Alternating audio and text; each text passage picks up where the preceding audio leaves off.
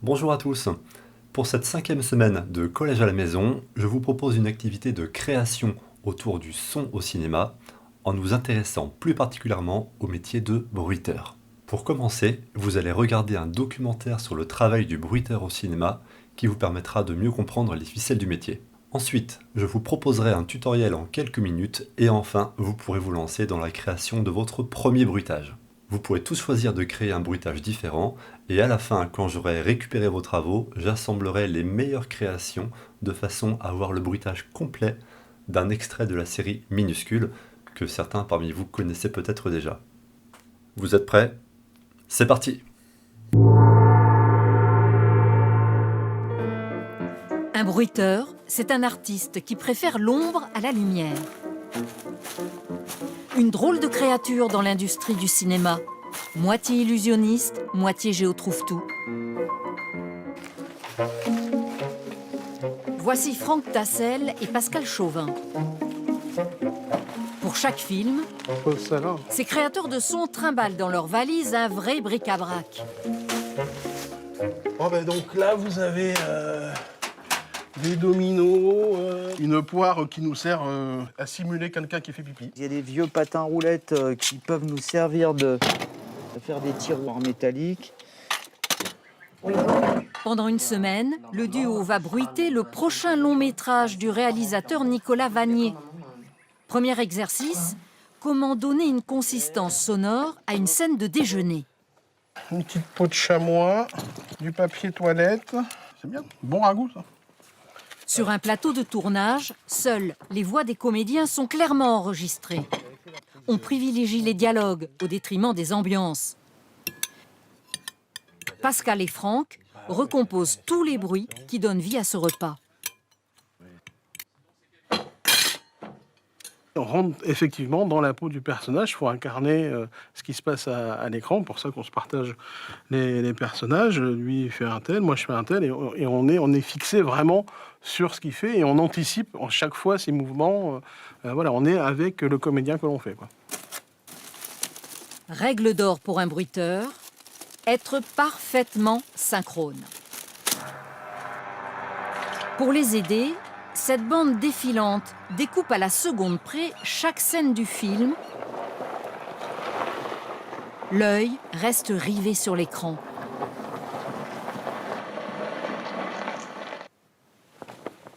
Même les détails les plus anodins sont recréés, comme les bruits d'étoffe. Un bon bruitage, c'est celui qui s'entend pas. Non, c'est trop ça. Être bruiteur, c'est choisir la bonne matière, le bon geste. Ici, Franck s'attaque à une tondeuse roulant sur un sol inégal. On prend ce qu'on trouve, et puis on imagine que ça peut coller à l'image. Donc il faut inventer, voilà. Ce métier artisanal ne s'apprend pas sur les bancs d'une école, mais sur le tas. Souvent, la transmission du savoir se fait de père en fils, comme pour Franck. Salaire moyen d'un bruiteur, entre 360 et 700 € par jour. Vas-y. Certains se salissent les mains, d'autres mettent le nez dans le moteur. Qu'est-ce que vous êtes en train de faire? Je suis en train d'installer une paire de micro-miniatures dans le compartiment moteur de cette voiture électrique. Et donc l'enjeu, en fait, c'est d'enregistrer au plus près ce sifflement caractéristique du moteur électrique. Côme Jalibert est un bruiteur d'un genre particulier. Ah, c'est génial! C'est un sound designer, quelqu'un qui bruite des univers particuliers, qui crée des sons qui n'existent pas dans le réel.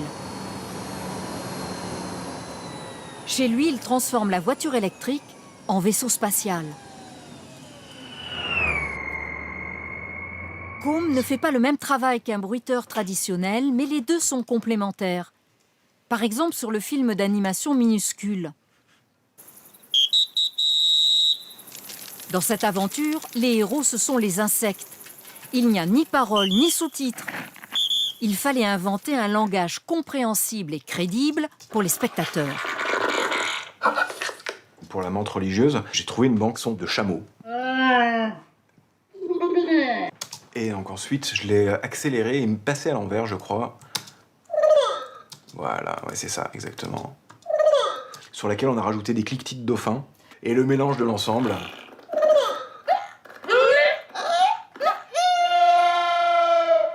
Et ensuite, au moment où elle lance son appel, comme ça, là, je suis parti sur un pan. La force du bruitage, c'est arriver à entraîner le spectateur dans n'importe quel univers. Retour dans l'auditorium avec Franck Tassel et Pascal Chauvin. Cette année, parmi les films qu'ils ont bruités, 2 sont en compétition au Festival de Cannes. Mais les bruiteurs ne sont pas invités. Pas de récompense non plus pour leur profession. Un anonymat vécu comme une injustice. Parfois, les hommes de l'ombre aimeraient eux aussi prendre un peu la lumière.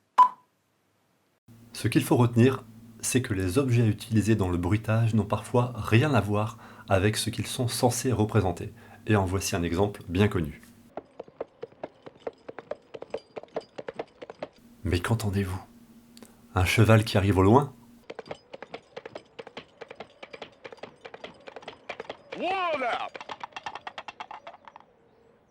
Et non, ce sont 2 acteurs qui piègent les spectateurs en utilisant des noix de coco pour imiter le bruit du trot du cheval. Je vous propose maintenant de vous entraîner sur un petit extrait de la série Minuscule, et pour ça nous allons essayer de réaliser le son d'une minuscule voiture pilotée par une araignée.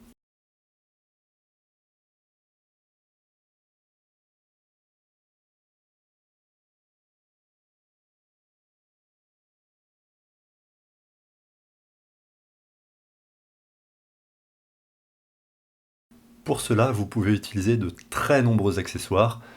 Ici, comme nous avons une voiture en métal et toute petite, je vais utiliser de petits objets métalliques pour essayer d'imiter le bruit de la voiture. J'ai choisi ici une boîte de trombone. Pour le bruit des pattes de l'araignée, il va falloir utiliser un accessoire qui puisse représenter le picotement des pattes du personnage. Et pour ça, j'ai choisi de prendre une allumette que je vais utiliser contre ma boîte de trombone, comme ceci. Une fois qu'on a réussi à créer un bruitage réaliste, le plus dur est à venir puisqu'il faut maintenant s'entraîner à le jouer de façon synchronisée avec l'image. Et ici ce n'est pas facile puisque la voiture ralentit, accélère, repart encore plus vite. Il faut donc être très attentif et souvent faire plusieurs essais avant d'arriver à un résultat correct.